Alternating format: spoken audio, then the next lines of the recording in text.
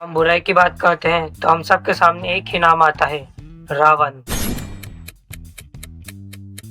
क्या आप जानते हैं जिन्हें हम आज तक सच में बुरा मानते आए हैं, क्या वो असलियत में भी बुरा था? आज हम जानेंगे रावण की पूरी सच्चाई। एक ऐसी कहानी जिसे आपने कभी पहले इस नजरिए से नहीं सुनी होगी। रावण का जन्म और बचपन। रावण का जन्म कोई साधारण परिवार में नहीं हुआ था। उसके पिता ऋषि विश्वा थे, जो बहुत बड़े ज्ञानी और तपस्वी थे। रावण बचपन से ही बहुत तेज दिमाग वाला था। उसने वेद, शास्त्र और कई गुप्त विद्याएं सीख ली थी। कहा जाता है कि वह इतना विद्वान था कि उससे देवता भी डरते थे। और दुनिया को चलाने वाले भगवान शिव की शादी भी रावण ने ही करवाई थी। रावण सिर्फ ज्ञान से संतुष्ट नहीं था, वह भगवान शिव को भी प्रसन्न करना चाहता था। के लिए उसने बहुत कठोर तपस्या की थी। और कहते हैं कि रावण ने 10 सिर एक एक कर भगवान शिव को काट काट कर समर्पित कर दिए थे। कि तपस्या और भक्ति से प्रसन्न होकर भगवान शिव ने उसे कई वरदान दिए। तभी से रावण को भगवान शिव का सबसे बड़ा भक्त माना जाने लगा। वह सिर्फ शक्तिशाली नहीं बल्कि एक अच्छा राजा भी था। लेकिन हर शक्तिशाली इंसान की एक कमजोरी भी होती है, और रावण की भी एक कमजोरी थी, उसका अहंकार।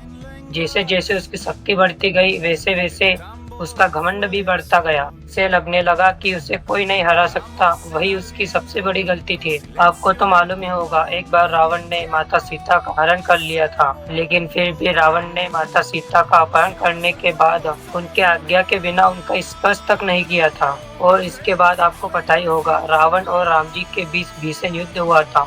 और ये सिर्फ एक युद्ध नहीं, धर्म और अधर्म के बीच का फैसला था। अंत में भगवान राम ने रावण को पराजित कर दिया।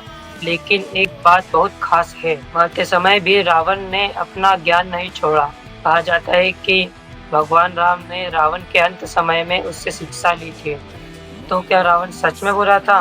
नहीं, सच यह है कि रावण पूरी तरह बुरा नहीं था। वह बहुत शक्तिशाली, ज्ञानी और महान भक्त था। लेकिन उसका अहंकार ही उसके हार का कारण बना।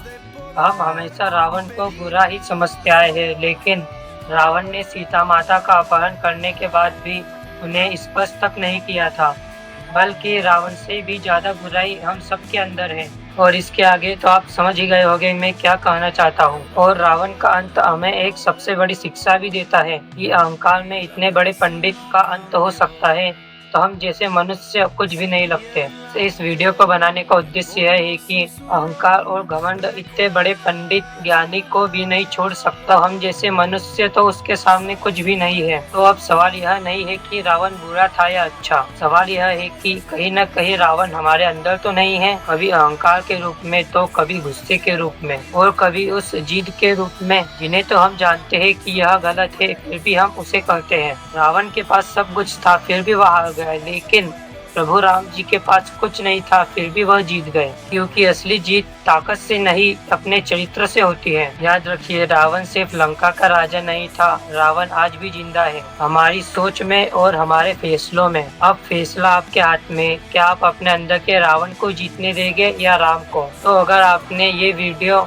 लास्ट तक देखा है तो कमेंट में जय श्री राम जरूर लिखें। और अगर आप ऐसे ही ऐतिहासिक सच्चाई और धर्म के बारे में जानना चाहते हैं तो इस वीडियो को एक लाइक करके, और आप चैनल पे नए हो तो सब्सक्राइब जरूर कीजिए। जय श्री राम।